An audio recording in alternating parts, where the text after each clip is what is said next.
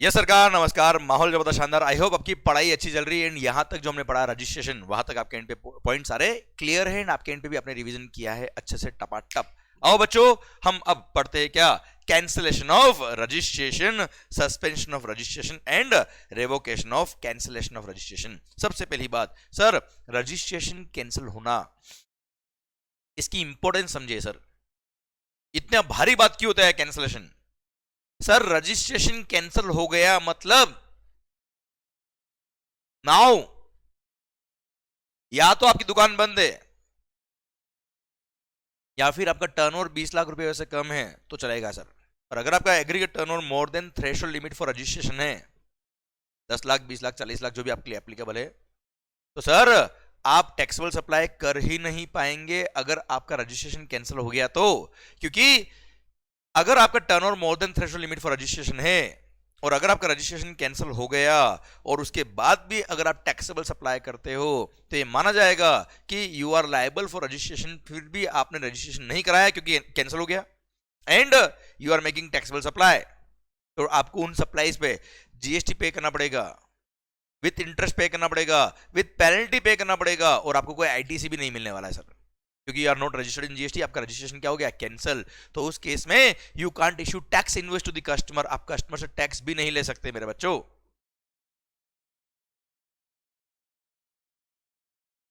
Okay sir, तो आप customer को टैक्स इनवॉइस भी इश्यू नहीं कर सकते हो और सर आप कस्टमर से टैक्स नहीं ले पाओगे, फिर भी अपनी पॉकेट से टैक्स पे करना पड़ेगा एंड सर आपको सर कोई क्रेडिट भी नहीं मिलने वाला है, बैंड बजने वाली है सर। इसलिए रजिस्ट्रेशन कैंसिल होना मतलब सर दुकान बंद होना ही होता है इसका मतलब सर। या तो आपका टर्नओवर थ्रेशोल्ड लिमिट से कम है, आप लायबल फॉर रजिस्ट्रेशन नहीं हो और आपने रजिस्ट्रेशन कैंसिल करा दिया, आप रजिस्टर्ड थे आपने कैंसिल करा दिया, now you can continue your business. आपका टर्नओवर थ्रेशोल्ड लिमिट से कम है सर, कोई तकलीफ नहीं सर। पर 20 लाख से ऊपर टर्नओवर अगर आपका है 20 लाख 10 लाख 40 लाख से ऊपर, तो दुकान बंद करना ही सही रहेगा कैंसिल होने पर सर। या फिर आप ऑफिसर को बोलो साहब प्लीज कैंसिल मत करिए साहब, रिवोक कर दीजिए अपने ऑर्डर को और मेरा रजिस्ट्रेशन वापस से रिवाइव कर दो सर।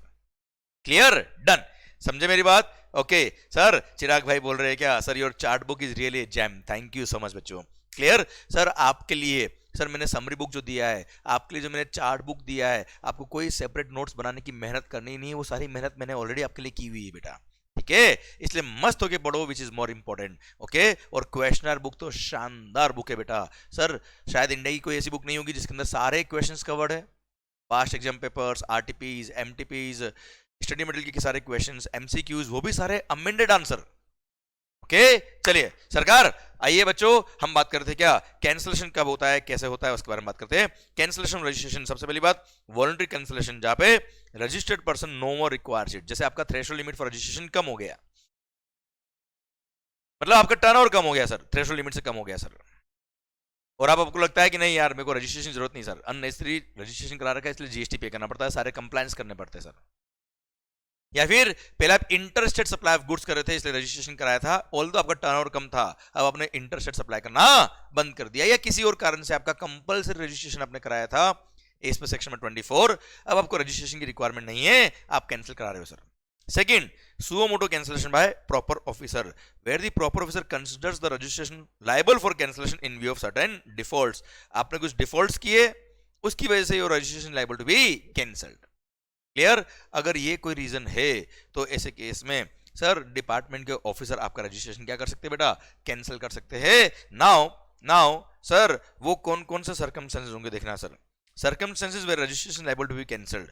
फर्स्ट, जब एसएससी खुद कैंसिलेशन के लिए अप्लाई करता है या उसकी डेथ हो गई तो उसके लीगल हायर्स कैंसिलेशन के लिए अप्लाई करते हैं, या ऑफिसर खुद कैंसिल करता है जहां डिफॉल्ट नहीं है। देखना ध्यान से, फर्स्ट बिजनेस ही डिसकंटिन्यू कर दिया आपने बेटा, अब रजिस्ट्रेशन क्या करेंगे, कैंसिल कराओ सर। या फिर आपने बिजनेस ट्रांसफर कर दिया fully for any reason including death of the proprietor, तो जो नया लीगल हायर होगा वो नए रजिस्ट्रेशन के लिए अप्लाई करेगा, पुराना रजिस्ट्रेशन कैंसिल होगा क्योंकि पेन नंबर चेंज होगा इसमें बेटा। Amalgamated with other legal entity, PAN number change हो जाएगा, पुराने एंटिटी का रजिस्ट्रेशन कैंसिल। ई मर्जर हो गया, अगेन पुराना रजिस्ट्रेशन कैंसिल कराओगे, नए रजिस्ट्रेशन के लिए अप्लाई करोगे, या अदरवाइज डिस्पोज्ड ऑफ, बंद कर दिया। या change in the constitution of the business बेटा, जैसे पार्टनरशिप हम दी कंपनी बन गई या वाइस वर्सा, किसी वजह से पेन नंबर चेंज हो रहा है, पुराना रजिस्ट्रेशन कैंसिल, नए रजिस्ट्रेशन के लिए अप्लाई करिए बेटा। फिर the taxable person is not longer liable to be registered under section 22 और 24 और intends to opt out of the voluntary registration. Sir आपको लगता है मेरा रजिस्ट्रेशन लायबल नहीं है सर, पहले इंटरेस्ट सप्लाई करता था, अब मैंने इंटरेस्ट सप्लाई करना बंद कर दिया, मेरा टर्नओवर थ्रेशोल्ड लिमिट से कम है, रजिस्ट्रेशन की जरूरत नहीं है, कैंसिल करा दे सर। या आपने वॉलंटरी रजिस्ट्रेशन कराया था, अब आपको लगता है नहीं यार I don't want to continue the registration, आप कैंसिल करा सकते हो, कोई तकलीफ वाली बात नहीं है। के सर ये तो रीजंस हो गए, जब या तो इधर आप खुद अप्लाई करेंगे या ऑफिसर खुद कैंसिलेशन के लिए आपको बोलेगा सर। नाउ सर ये वो डिफॉल्ट से अब जो बात कर रहा हूं मैं, यहाँ पे प्रॉपर ऑफिसर आपका रजिस्ट्रेशन कैंसिल कर देगा from a date including a retrospective date as he deems fit, अगर फॉलोइंग कॉन्ट्रावेंशंस आपने किए तो। रूल नंबर 21 बोलता है कौन कौन से कॉन्ट्रावेंशन करोगे तो registration liable to be cancelled. First बहुत इंपॉर्टेंट पॉइंट है बेटा, बहुत इंपॉर्टेंट सर, ये जो इंपॉर्टेंट है those are very important points, क्योंकि ये डिफॉल्ट्स ऐसे है जिसकी वजह से आपकी दुकान बंद होने वाली है, आपका रजिस्ट्रेशन क्या हो जाएगा, cancel. Sir officer can cancel registration first if it does not conduct any business from the declared place of business. आपने रजिस्ट्रेशन कराते वक्त जो प्लेस ऑफ बिजनेस डिक्लेयर किया था वहां से कोई काम कर नहीं रहे हो, कुछ ना कुछ गड़बड़ है साहब। सेकेंड, ही इश्यूज इनवॉइस और bill without supply of goods और सर्विस और बोथ, बोगस बिल इश्यू कर रहे हो।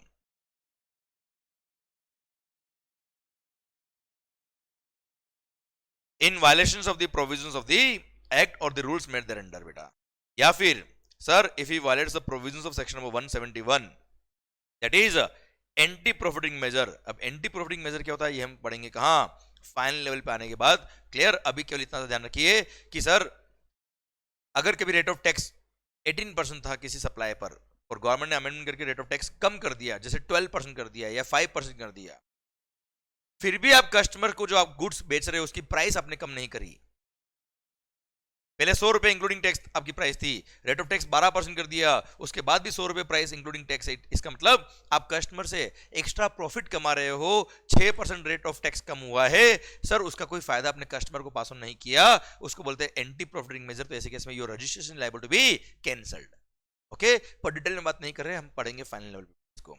Next, if you violets the provisions of rule number 10A जो मैं पढ़ा चुका हूं कि सर रजिस्ट्रेशन होने के बाद 30 दिन में अगर आपने बैंक अकाउंट डिटेल फर्निश नहीं करी, your registration liable to be cancelled. Then आपने आईटीसी अवेल किया in violations of provisions of section number 16, जैसे यहाँ पे बोगस बिल इशू किया था, अब या बोगस बिल के बेस पे क्रेडिट लिया या बिना बिल के क्रेडिट ले लिया, कुल मिला के सेक्शन नंबर 16 वायलेट किया और आपने इन एलिजिबल क्रेडिट लिया, your registration liable to be cancelled.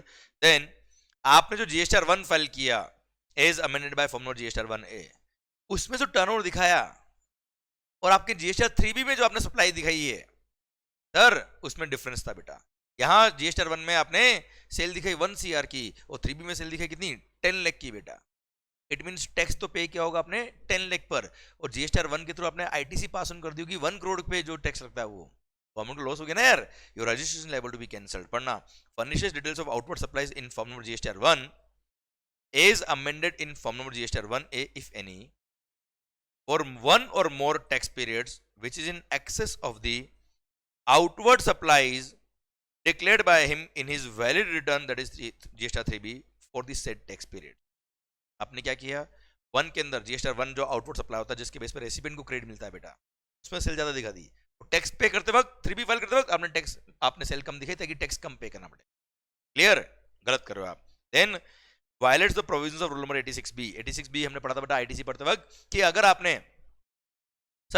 आपका किसी पर्टिकुलर मंथ का टैक्सेबल सप्लाईज का टर्नओवर मोर देन 50 लाख रुपए है तो उस महीने की जो टैक्स लायबिलिटी है उसको पे करने के लिए मिनिमम 1% टैक्स पे करना पड़ेगा थ्रू कैश लेजर, मतलब maximum 99% of the liability you can pay through credit ledger. और आपने वायलेट किया प्रोविजन को, your registration liable to be cancelled.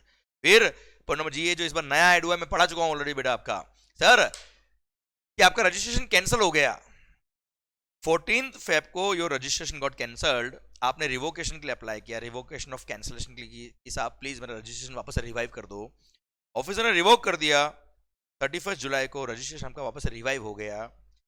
इसके 30 दिन के अंदर अंदर आपको ड्यूरिंग दिस पीरियड जो भी आपने काम किया है उनके सारे रिटर्न तो आपने फाइल नहीं किए क्योंकि रजिस्ट्रेशन वाज कैंसल्ड, तो ड्यूरिंग दिस पीरियड जो भी सप्लाईज हुआ आपका, जो भी काम आपका हुआ उसके रिटर्न आपको फाइल करने पड़ेंगे within 30 days from the date of revocation of registration.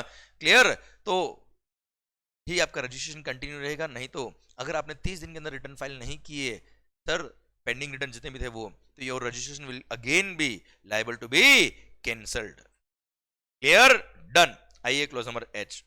A registered person who is required to furnish return on monthly basis has not furnished a return for a continuous period of 6 months. या फिर a registered person who is required to furnish GSTR1 a registered person who is required to furnish return on quarterly basis, जिसने QRMP scheme ले रखा है, has not furnished the return for a continuous period of 2 tax periods. मतलब normal monthly return file कर रहा है, उसने 6 return file नहीं किए 6 महीने के, और जिसने QRMP स्कीम ले रखी है तो 2 क्वार्टर की रिटर्न फाइल नहीं किया, मतलब अल्टीमेटली 6 महीने की रिटर्न फाइल नहीं की, your registration liable to be cancelled.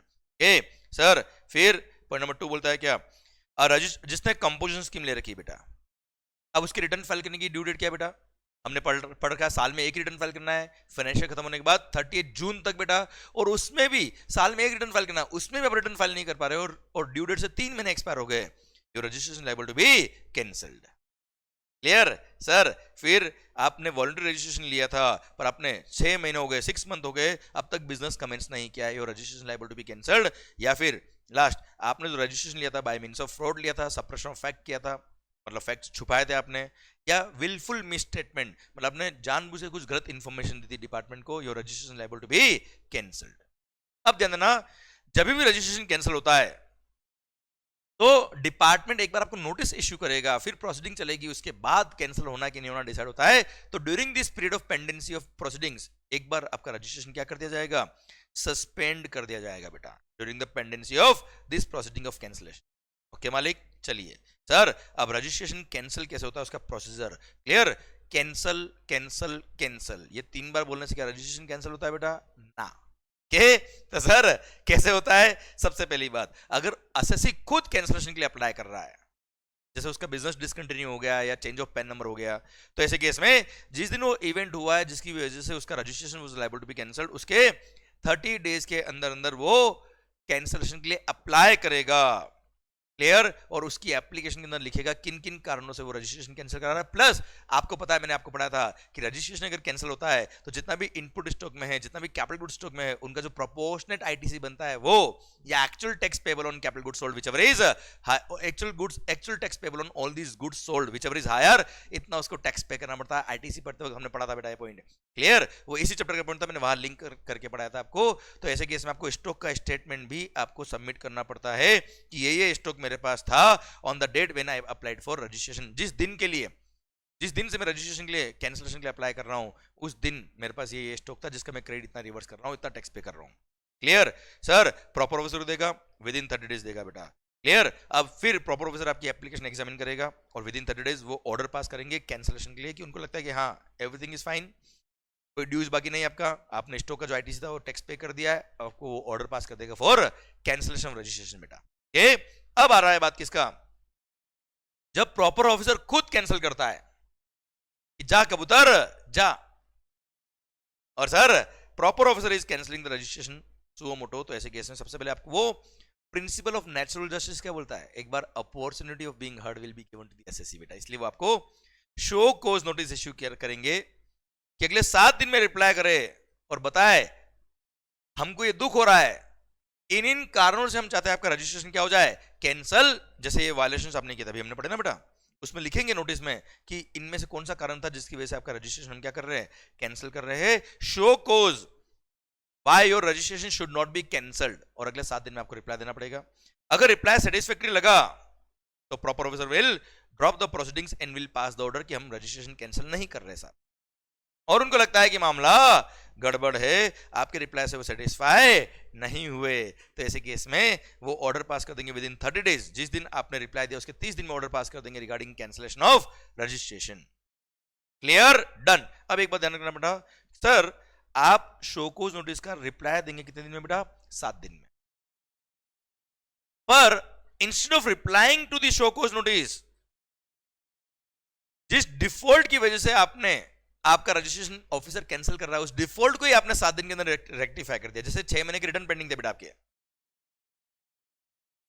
Sir एक एग्जांपल के लिए आपका लास्ट 6 महीने के रिटर्न पेंडिंग थे, मतलब 6 महीने के रिटर्न पेंडिंग मतलब 6 महीने का 3B फाइल नहीं किया, तो 6 महीने का आपने टैक्स पे नहीं किया, सर आपने लास्ट 6 मंथ के रिटर्न फाइल कर दिए, टैक्स पे कर दिया, लेट फाइलिंग फी पे कर दिया, इंटरेस्ट पे कर दिया, कंप्लायंस पूरा कर दिया, तो instead of replying to the show cause notice अगर आपने डिफॉल्ट रेक्टिफाई कर दिए तो ऑटोमेटिक डिपार्टमेंट के ऑफिसर क्या करेंगे, आपको वो जो इन्होंने प्रोसीडिंग शुरू कर दी कैंसिलेशन की वो ड्रॉप कर देंगे और रजिस्ट्रेशन आपका कैंसिल नहीं करेंगे। क्लियर, डन, समझे मेरी बात। आइए अब सर सस्पेंशन ऑफ रजिस्ट्रेशन कि sir during the pendency of the proceedings of the cancellation, जब रजिस्ट्रेशन कैंसिलेशन का आपको नोटिस आया या आपने अप्लाई किया डिपार्टमेंट को कि मेरे को रजिस्ट्रेशन कैंसिल करना है, और जब तक ऑर्डर पास नहीं होता है कैंसिलेशन का, उसके बीच क्या होता है, क्योंकि उस दौरान आपको नहीं पता कि मेरे को कस्टमर से टैक्स लेना है कि नहीं लेना है, आपको नहीं पता कि सर आपका रजिस्ट्रेशन कैंसिल होगा कि नहीं होगा, इसलिए उस पीरियड को बोलते हैं, उस पीरियड में आपका रजिस्ट्रेशन क्या करते हैं, सस्पेंड। पर सस्पेंड का मतलब क्या होता है, सबसे पहली बात पीरियड ऑफ सस्पेंशन। अगर असेसन ने खुद ने अप्लाई किया था फॉर कैंसिलेशन ऑफ रजिस्ट्रेशन कि 14 फेब से मेरा रजिस्ट्रेशन आप क्या कर दो कैंसिल, तो 14 फेब से लेके जब तक ऑर्डर पास होगा तब तक के पीरियड के लिए आपका रजिस्ट्रेशन क्या हो जाएगा, suspend.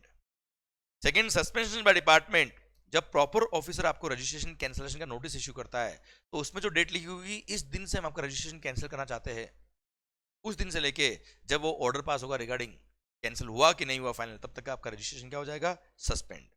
Now analysis by department leading to suspension, department क्या करेगा बेटा, आपने जो जीएसटी 3B फाइल किया है उसमें आपने आईटीसी भी लिया होगा, उसमें आपने आपका सेल्स पे टैक्स भी पे किया होगा, सेल्स भी डिक्लेयर करी होगी, तो डिपार्टमेंट क्या करता है, डिपार्टमेंट का कॉमन पोर्टल जो है जीएसटी पोर्टल, वो एनालाइज करता है, क्या एनालाइज करता है मालिक, कि आपने सर जो जीएसटीआर 3B फाइल किया है, आपने जो जीएसटीआर 3B फाइल किया है, ओके, चिराग भाई का मैसेज आया कि इंटरेस्ट और लेट फी कैसे काउंट होगा, वो मैं तुम्हें आगे बताऊंगा बेटा, रुकिए अभी आप, ठीक है सर, इंटरेस्ट का पॉइंट भी आएगा, लेट फी का पॉइंट भी आएगा, तो मैं समझाता हूं मैं आपको। ओके सरकार, अगर आपने जीएसटी 3B फाइल किया और 3B फाइल करने से 3B के एनालिसिस से डिपार्टमेंट के कॉमन पोर्टल को ऑटोमेटिक सिस्टम से पता पड़ गया कि आपने 3B के अंदर जो सेल्स दिखाई है और जीएसटी 1 में जो सेल्स दिखाई है उसमें डिफरेंस है, 3B में सेल कम दिखाई, जीएसटी 1 में सेल ज्यादा दिखाई, और जहां पे भी जीएसटी 1 कम आया वहां as amended by GST 3B, GST 1A बेटा, ठीक है सर। या फिर आपने जो जीएसटी 2B में जो आईटीसी मिलना चाहिए था और आपने 3B के अंदर जो आईटीसी लिया है, क्लियर, उसमें कुछ डिफरेंसेस है बेटा, है ना भाई, क्लियर, आपने आईटीसी ज्यादा लिया जबकि 2B के अंदर आईटीसी कम दिख रहा है, तो ऐसे केस में अगर ये सिग्निफिकेंट डिफरेंसेस या एनोमलीज पाई गई तो ऐसे केस में सर आपको ईमेल के थ्रू सर एक ये कॉन्ट्रावर्शन इंटीमेट कर दिया जाएगा और आपको बता दिया जाएगा कि इन इन कारणों से आपका रजिस्ट्रेशन क्या कर रहे हैं, सस्पेंड कर रहे हैं, क्लियर। या फिर आपने सर रूल नंबर 10A का कॉन्ट्रावर्शन किया, 10A मतलब बैंक अकाउंट डिटेल फर्निश नहीं करी विद इन 30 डेज, तो आपका registration will be liable to be cancelled, तो ऐसे केस में डिपार्टमेंट क्या करेगा, ऑनलाइन पोर्टल से ही ऑटोमेटिक आपका रजिस्ट्रेशन क्या कर देगा, सस्पेंड कर देगा, और आपको ईमेल भी भेज देगा कि ये कारण से हमने आपका रजिस्ट्रेशन क्या कर दिया है, सस्पेंड कर दिया है, शो कोज कि हम आपका रजिस्ट्रेशन कैंसिल क्यों ना करें, और अगले 7 दिन में आपको अगले 30 दिन में ये रिप्लाई देना पड़ेगा कि सर हमने ये गलती करी थी, अब ये गलती नहीं करेंगे, या जो भी रिप्लाई आपको देना है वो रिप्लाई सबमिट करेंगे सो दैट आपका रजिस्ट्रेशन कैंसिल ना हो। क्या बच्चों, अभी तो सस्पेंड किया बेटा, अब during the period of suspension you cannot make any taxable supply or you cannot file any return during the period of suspension। आपका रजिस्ट्रेशन क्या हो गया, सस्पेंड, जैसे 14 फेब से आपका रजिस्ट्रेशन कैंसिलेशन का प्रोसीडिंग शुरू हो गया, तो एक बार डिपार्टमेंट क्या कर दिया, आपका रजिस्ट्रेशन सस्पेंड कर दिया, ऑर्डर जब कैंसिलेशन का पास होगा तब देखेंगे बाद में बेटा। Now sir during the period जब तक ऑर्डर पास नहीं होता था, आपको पता ही नहीं कि आपको क्या करने का, तो बोल दिया गवर्नमेंट ने क्या, you can not collect the tax from the customer, you can not file any return during the period of suspension. So no taxable supply का मतलब क्या है, you can not make any taxable supply का मतलब है कि you can not issue tax invoice and you can't collect the tax from the customer.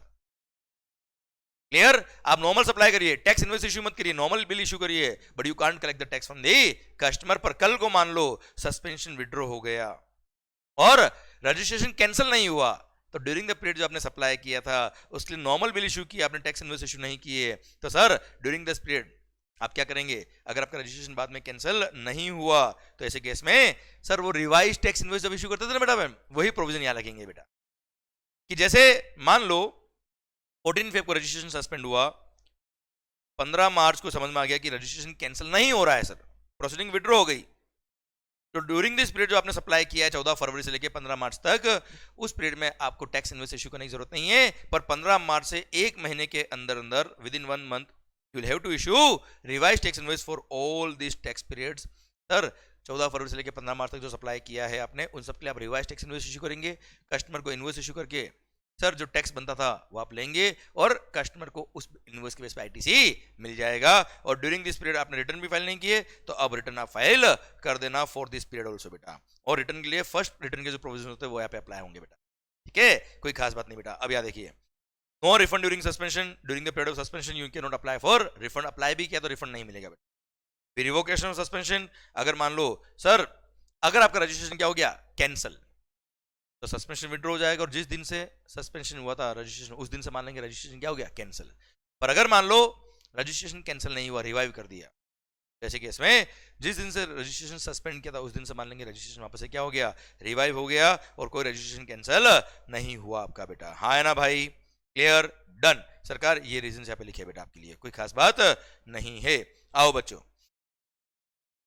अच्छा during this period of suspension SSC ने बता दिया ऑफिसर को, प्रूव कर दिया डॉक्यूमेंट लाके कि मैं सही हूं साहब, गलत नहीं हूं, मेरी कोई गलती नहीं सर, क्लियर। तो वो ऑफिसर क्या करेगा, प्रोसीडिंग विड्रॉ करेगा, सस्पेंशन विड्रॉ कर लेगा, रजिस्ट्रेशन रिवाइव हो जाएगा, कोई खास बात नहीं। आइए बच्चों, sir the cancellation of registration shall be effective from the date to be determined by the proper officer. Professor बताएगा कि इस दिन से आपका रजिस्ट्रेशन कैंसिल हुआ है बेटा।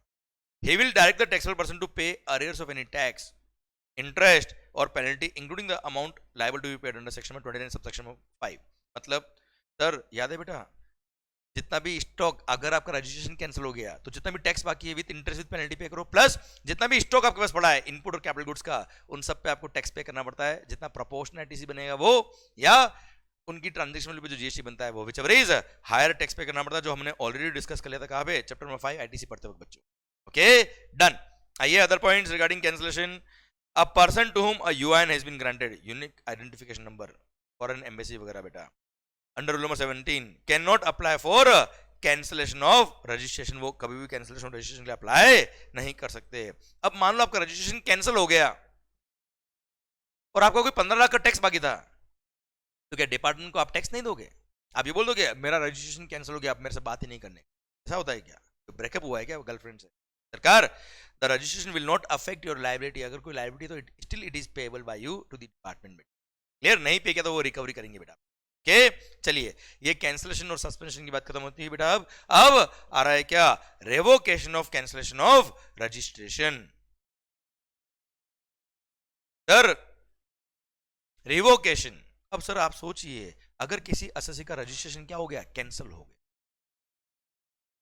अब कैंसिल हो गया तो क्या होगा, he can not make any taxable supply, दुकान बंद करने के अलावा कोई ऑप्शन नहीं, क्योंकि अगर उसने उसका टर्नओवर थ्रेशोल्ड लिमिट से ज्यादा था और उसका रजिस्ट्रेशन कैंसिलेशन के लिए लायबल है, फिर भी उसने कैंसिल, फिर भी अब कैंसिल भी हो गया और उसके बाद भी उसने टैक्सेबल सप्लाई करा, जैसे केस में टैक्स तो पे करना ही करना है, जेब से पे करना है, you can't issue tax invoice, फिर जितने अमाउंट का टैक्स है उतना पेनल्टी भी लगता है बेटा, फिर आपको परचेज का आईटीसी भी नहीं मिलेगा, you can't issue tax invoice, आपके कस्टमर को भी क्रेडिट नहीं मिलेगा, मतलब लूट जाएंगे पूरे, कमाया नहीं होगा, 4 गुना तो आपको पे करना पड़ेगा पेनल्टी का नाम, समझे? इसलिए एसएससी अप्लाई करता किस लिए, साहब प्लीज आपका ऑर्डर विड्रॉ कर दो ना सर, आपने कैंसिल कर दिया, प्लीज सर रिवोक कर दो ना इस ऑर्डर को, प्लीज रिवाइव कर दो ना मेरा रजिस्ट्रेशन। तो सर उसके लिए अगर एसएससी अप्लाई करता है तो जिस दिन रिवोकेशन हुआ है उसके पहली बात तो आधार ऑथेंटिकेशन होना कंपलसरी, तभी रिवोकेशन ऑफ कैंसिलेशन के लिए अप्लाई कर पाएंगे आप। नंबर 10B का मतलब ये। सेकेंड थिंग, सर आप जब रिवोकेशन के लिए अप्लाई करेंगे तो विद इन 90 डेज, जिस दिन रजिस्ट्रेशन कैंसिलेशन का ऑर्डर आपको मिला है उसके 90 दिन के अंदर आप रिवोकेशन के लिए अप्लाई कर देना, उसके बाद आओगे तो ना हो पाएगा। पर हाँ सर, कमिश्नर या ऑथराइज ऑफिसर के पास पावर है, ऑथराइज ऑफिसर कौन होगा, असिस्टेंट कमिश्नर या एडिशनल कमिश्नर या ज्वाइंट कमिश्नर। क्लियर सर, वो फर्दर अगर आप लेट हो गए तो 180 डेज का टाइम और दे सकता है आपको बेटा, मतलब 90 डेज प्लस 180 डेज का टाइम है to apply for revocation of cancellation of registration. Reasonable ground आपके पास था, रीजनेबल कारण से आप, सर सफिशिएंट कारण की वजह से अगर आप कैंसिल रिवोकेशन के लिए अप्लाई नहीं कर पाते विद इन 90 डेज तो वो 180 दिन का टाइम आपको और दे सकते हैं। ओके, अब सर सबसे पहली बात तो ये, जब आप रिवोकेशन के लिए अप्लाई करेंगे कि साहब प्लीज गलती होगी माफ करो, तो माफ करेंगे आपको, पर पहले जो गलती आपने करी उसको सही करो। मतलब अगर आपके पेंडिंग रिटर्न्स थे, आपका टैक्स वगैरह पे बाकी था, तो सारे जितने भी रिटर्न आपके पेंडिंग थे sir, before applying for revocation, जो भी आपके डिफॉल्ट उसको रेक्टिफाई करो by filing all the pending returns, by making payment of all dues in terms of such return along with the interest, late payment fee, penalty etcetera, सब pay करो। उसके बाद हम सोचेंगे कि रजिस्ट्रेशन को जो कैंसिल किया हमने उसको रिवोक करे कि ना करे। क्लियर? पहले आप क्या करो, अपनी जो मिस्टेक थी उसको रेक्टिफाई करो, सारे रिटर्न्स जो आपके पेंडिंग थे वो फाइल करिए, sir late payment fee, interest वगैरह सब पे करो, उसके बाद हम सोचेंगे कि क्या करने का बेटा। Clear? And sir now proper officer क्या करेगा बेटा, सर आपने अप्लाई किया, वो एग्जामिन करेगा आपकी एप्लीकेशन को, फिर वो सर उनको लगता है कि यस रिवोक कर देना चाहिए तो रिवोक करेंगे, उनको लगता है नहीं तो आपकी एप्लीकेशन को क्या कर देंगे, रिजेक्ट। पर before rejection they will give you opportunity being heard. Clear? और आपका जवाब आने के बाद ही वो ऑर्डर पास करेंगे कि रजिस्ट्रेशन रिवोक करना है कि हमको आपकी एप्लीकेशन रिजेक्ट करनी है। और जो आपका अगर मान लो रिवोक हुआ है तो सर ऑब्वियसली सीजीएसटी में रिवोक हुआ तो एसजीएसटी में रिवोक मान लेंगे बेटा। Clear? And vice versa also बेटा। क्लियर? डन। अब सर एक बात बची बेटा, एक नोट बचा है, UIN holders that is UN bodies, embassies and other notified persons, GST practitioner can not apply for revocation of cancelled registration. एक बार इनका रजिस्ट्रेशन कैंसिल हो गया तो बाद में रिवोकेशन के लिए अप्लाई नहीं कर सकते हैं। And sir in case the registration is cancelled on the request of the taxpayer or his legal heirs, one cannot apply for revocation of cancelled registration। अरे भाई आपने खुद ने कैंसिलेशन के लिए अप्लाई किया, हमने रजिस्ट्रेशन कैंसिल कर दिया, फिर आप बोलते हो नहीं रिवोक कर दो, ना हो पाएगा। आप फ्रेश रजिस्ट्रेशन के लिए अप्लाई कर दो, रिवोकेशन ऑफ कैंसिलेशन के लिए अप्लाई मत करना। क्लियर? डन। इसी के साथ भारत माता की जय। इसी के साथ सर ये पूरा रजिस्ट्रेशन का टॉपिक चैप्टर, सर किसको रजिस्ट्रेशन कराना है किसको नहीं कराना है, amendment of registration, procedure of registration, sir ये सारे provisions including cancellation of registration, suspension of registration और रिवोकेशन ऑफ कैंसिलेशन खत्म होते हैं। अब सर देखिए आपके लिए एक सुंदर सा एक छोटा सा मैसेज मैंने लिखा है, if you want to create your future, the best way to create your future is to, the best way to predict your future is to create it। आप अपने आप को कहां देखना चाहते हो, जहां आप अपने आप को देखना चाहते हो कुछ दिन, कुछ महीनों बाद, कुछ सालों बाद, उसके लिए आज आपको मेहनत करनी पड़ेगी। Sir the best way to predict your future is to create it. So sir लगा दो अपना पूरा दम, believe in yourself, everything is possible. माहौल बनेगा शानदार वाला अगर आपने आपके एंड पर पूरा मेहनत किया है, पूरा शिद्दत से मेहनत किया है, दिल लगा के मेहनत। क्लियर? डन। इसी के साथ रजिस्ट्रेशन वाला चैप्टर भी खत्म होता है।